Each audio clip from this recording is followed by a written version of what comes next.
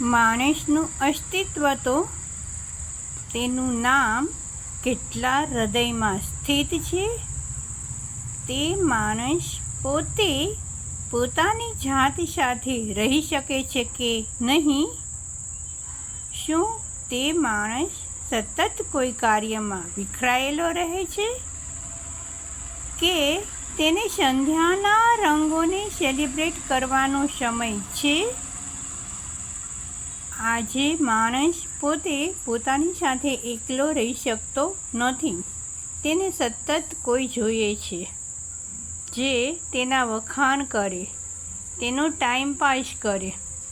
તે સતત પોતાનાથી દૂર રહે છે અને બીજા સાથે જોડાયેલો રહેવા માંગે છે. પણ અસ્તિત્વનો ઉત્સવ તો જાત સાથે સૌથી વધુ સેલિબ્રેટ કરવાનો છે. પણ એમાં સૌથી મોટો અવરોધ માણસ માટે એ પોતે જ છે. અવરોધ બીજે બહાર ક્યાંય નથી. માણસના જીવનના વર્ષો અન્યની નજરમાં પોતાને શ્રેષ્ઠ પુરવાર કરવામાં પસાર થાય છે.